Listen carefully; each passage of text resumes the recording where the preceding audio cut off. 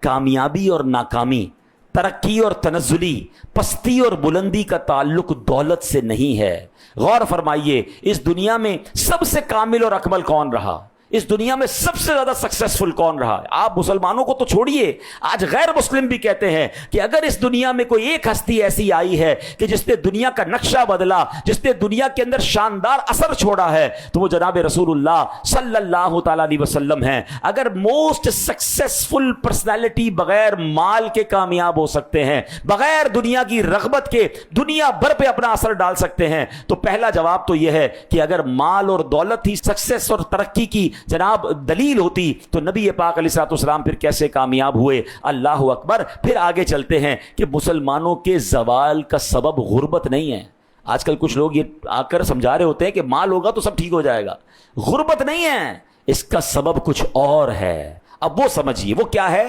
حرص، مال و دولت کی محبت، لالچ جو ہے نا، اصل یہ تنزلی کا سبب ہے۔ کیونکہ جب حرص ہوتی ہے، جب لالچ ہوتی ہے تو بھائی بھائی کے گریبان پکڑ رہا ہے۔ لالچ کی وجہ سے لوگ وراثت میں خیانت کرتے ہیں، چھوٹے یتیم بچے کا حق دبا لیتے ہیں۔ آج ہزاروں ایسے گھر ہوں گے جہاں بہنوں کو وراثت کا حق نہیں دیا گیا۔ ریزن کیا ہے؟ دنیا کی محبت، لالچ، آخرت کا کوئی خوف نہیں۔ حالانکہ اللہ قرآن میں فرما رہا ہے کہ کوئی یتیم کا مال کھائے گا وہ اس کے لیے آگ بن جائے گا، مگر دل میں لالچ ایسی ہے کہ آگ بنتا ہو تو بن جائے۔ آج کوئی حق دینے کے لیے تیار نہیں۔ لالچ کی وجہ سے لڑائی جھگڑے ہوتے ہیں، لالچ ہی کی، حرص ہی کی وجہ سے لوگ سودی کاروبار کر رہے ہیں۔ سود بربادی لا رہا ہے، مگر دل میں کیا ہے کہ یار پیسوں پہ پیسے بن رہے ہیں نا، ملٹی پلائی ہو رہا ہے۔ یہ لالچ ہے، یہ مال کی محبت ہے جس نے بربادی لائی ہوئی ہے۔ آگے چلے، رشوت کا لین دین کیوں ہوتا ہے؟ کیونکہ دل میں لالچ ہے، دنیا کی محبت ہے۔ حرص کی وجہ سے لوگ ناپ تول میں ڈنڈی مارتے ہیں، سودا پورا نہیں دے رہے، مسلمان کو دھوکہ مل رہا ہے۔ پیچھے ریزن اگر آپ ڈھونڈیں گے، اس کا ریزن کیا ہے؟ اس کی وجہ لالچ ہے۔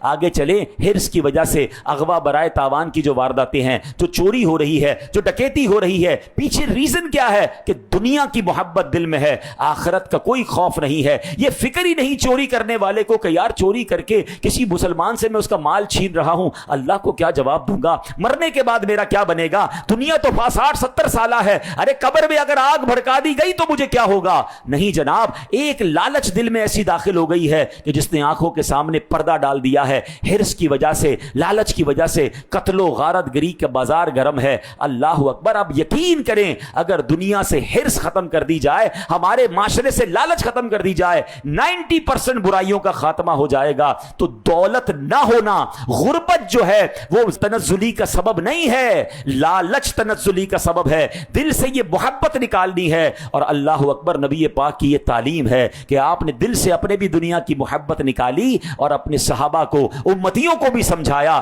کہ دیکھو دنیا کے پیچھے مت بھاگنا۔ دنیا اور میرا آپ کا تعلق پتہ ہے کیسا ہے؟ جیسے کشتی پانی کے اوپر چلتی ہے۔ آپ دیکھیں، اگر کشتی پانی کے اوپر چلے تو کنارے لگ جاتی ہے، مگر کشتی پانی کے اندر چلی جائے پھر کیا ہوگا؟ ڈوب جائے گی نا۔ دنیا میں ایسے گزارنا ہے، پانی کے اوپر چلتے چلتے قبر تک پہنچنا ہے، اس میں غرق نہیں ہو جانا کہ ایسے پانی کے اندر گئے کہ نہ اللہ کے حقوق کا خیال ہے، نہ لوگوں کے حقوق کا خیال ہے۔ بس جناب مال چاہیے، بس جناب بزنس بڑھنا چاہیے، بس جناب پیسے آنے چاہیے، چاہے وہ فراڈ کے ذریعے آئیں، چاہے وہ اسکیم کے ذریعے آئیں، چاہے وہ رشوت کے ذریعے آئیں، چاہے معاذ اللہ کسی پر ظلم کرنا پڑے، کسی کا حق دبانا پڑے۔ نہیں میرے پیارے اسلامی بھائیوں، ہمیں قرآن اور حدیث یہ نہیں سکھاتا۔ ہمیں بار بار یہ بتایا جا رہا ہے کہ دنیا تمہاری منزل نہیں ہے، تمہاری منزل آخرت ہے۔ تم دنیا میں مسافر کی حیثیت سے آئے ہو، ارے چند سال رہنا ہے، اگر تکلیف کے بھی ہیں تو راضی رہنا، کیونکہ آخرت کے انعام تمہارا انتظار کر رہے ہیں۔ اور نبی پاک نے پریکٹیکل یہ زندگی گزار کر بتائی کہ دیکھو میں امت کا والی بھی ہوں، میں اس امت کا لیڈر بھی ہوں، اور دنیا بھر کے معاملات کو ہینڈل بھی کر رہا ہوں، مگر زہد و تقویٰ کیسا ہے کہ دنیا کی طرف رغبت نہیں ہے۔ نبی پاک نے تو ایک بار یہ بھی ارشاد فرمایا کہ اگر میں چاہوں تو یہ پہاڑ سونے اور چاندی کے بن کر میرے ساتھ چلنا شروع ہو جائیں۔ اتھارٹی کیسی ہے، مگر سبحان اللہ، مالک کونین ہیں گو پاس کچھ رکھتے نہیں، مالک کونین ہیں گو پاس کچھ رکھتے نہیں، دو جہاں کی نعمتیں ہیں ان کے خالی ہاتھوں میں۔